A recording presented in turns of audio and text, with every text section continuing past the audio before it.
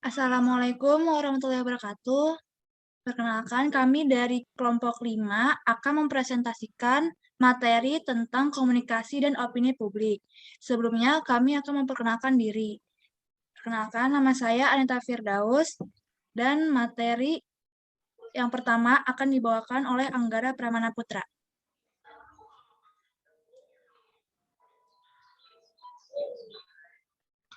Pertarungan perhatian. Pertarungan perhatian merupakan sebuah pertarungan yang harus dihadapi oleh seorang PR, baik sesama PR ataupun dirinya sendiri. Pertarungan PR ini dilakukan agar mendapatkan sebuah perhatian dari publik. Menurut Ruslan, ada strategi untuk memenangkan pertarungan perhatian ini.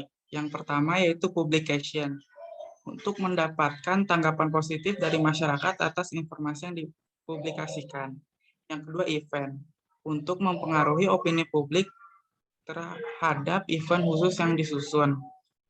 Yang ketiga ada news, menciptakan sebuah berita untuk menarik opini positif publik dari sumber yang ada. Community involvement atau kepedulian terhadap publik untuk menjaga hubungan baik dengan lembaga yang diwakilinya. Kelima ada inform or image, dari yang belum tahu menjadi tahu dan suka, sehingga diharapkan timbul sesuatu yang disebutkan dengan sebutan citra.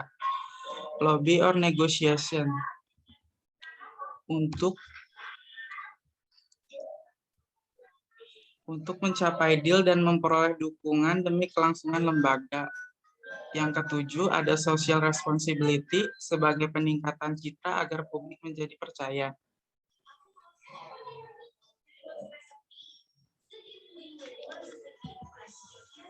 Diseminasi versus komunikasi.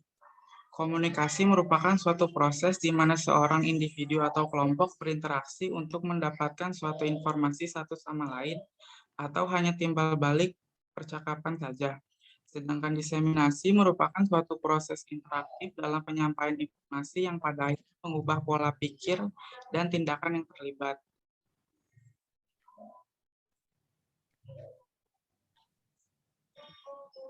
Selanjutnya ada elemen model komunikasi. Model komunikasi adalah pesan yang dikomunikasikan oleh sumber kepada penerima. Proses ini memperlihatkan kaitan antara satu komponen komunikasi dengan yang lainnya. Laswell, Shannon, dan Weaver menjelaskan hasil mengenai elemen model komunikasinya. Kedua model ini sebenarnya memiliki persamaan.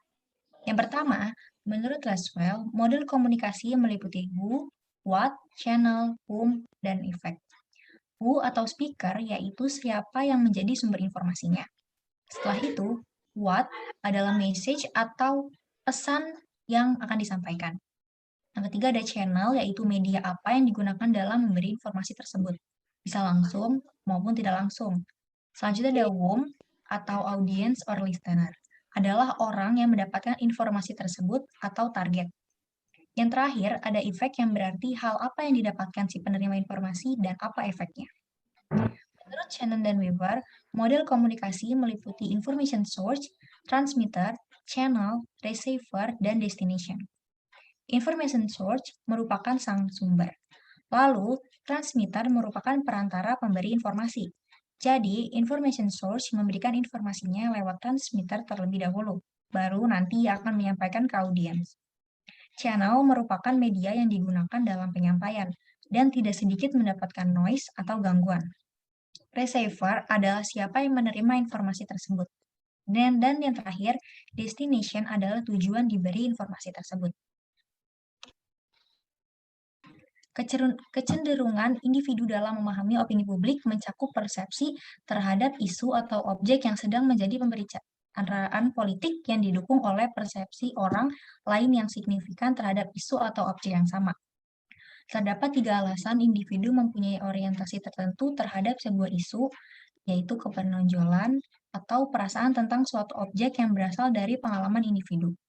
Selanjutnya ada relevansi, adalah nilai relatif dari sebuah objek yang dibandingkan dengan objek lain berdasarkan atribut yang sama. Dan terakhir ada sikap, memformulasikan sikap sebagai derajat afek positif atau afek negatif terhadap suatu objek psikologis. Selanjutnya ada koorientasi. Koorientasi adalah keadaan individu ketika dua atau lebih orientasi individu mengarah pada isu atau objek yang sama. Beberapa jenis keorientasi yang dialami individu, yang pertama ada congruention, yaitu sejauh mana kesesuaian pandangan Anda dengan perkiraan pandangan orang lain mengenai isu yang sama. Selanjutnya ada agreement, yaitu sejauh mana dua orang atau lebih memberikan evaluasi terhadap sebuah isu yang menjadi perhatian bersama. Dan yang terakhir ada understanding, yaitu mengukur kemiripan definisi dari dua orang atau lebih.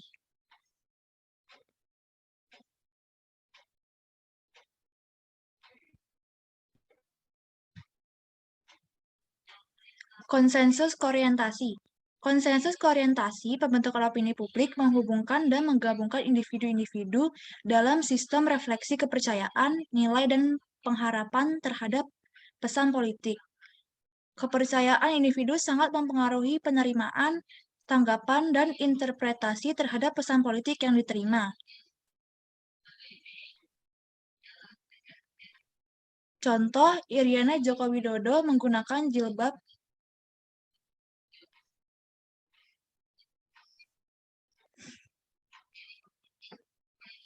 Contoh, Iriana Joko Widodo menggunakan jilbab ketika mendampingi suaminya Joko Widodo dalam debat presiden tahap kedua. Sedangkan sebelum Pilpres, Iriana tidak menggunakan jilbab.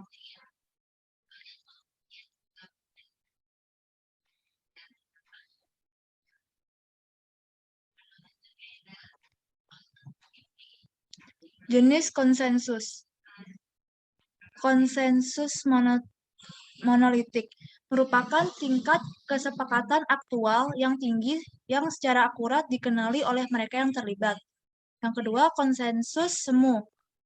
Ketidaksepakatan aktual, tetapi mayoritas mereka yang terlibat di dalamnya beranggapan bahwa mereka semua sepakat.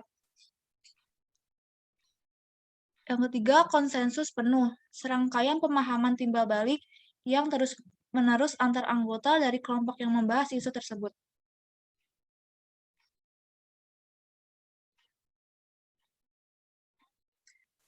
Proses pembentukan opini publik. Menurut Renal Kasali, dalam bukunya Manajemen Public Relations, Konsep dan Aplikasinya di Indonesia, pembentukan opini publik dalam proses komunikasi mempunyai beberapa tahapan perkembangan, yaitu yang pertama waktu. Pembentukan opini publik bukan aktivitas instan atau pekerjaan 1-2 hari, melainkan pekerjaan dengan perencanaan, pelaksanaan, proses pengelolaan sumber daya manusia, budgeting, media, target khalayak atau publik, kontrol, dan evaluasi. Yang kedua, cakupan. Khalayak merupakan sasaran atau target pembentukan opini publik. Yang ketiga, pengalaman masa lalu. Khalayak atau publik cenderung mempunyai pengalaman mengenai isu atau berita yang sedang menjadi pembicaraan. Yang keempat, tokoh. Komunikator bertindak sebagai sumber informasi atau pelaku tindakan. Yang kelima, media massa. Media massa merupakan satu-satu medium yang mampu menjangkau khalayak dalam jumlah yang besar, serentak, masif, dan terus-menerus sesuai dengan kepentingan komunikator serta media.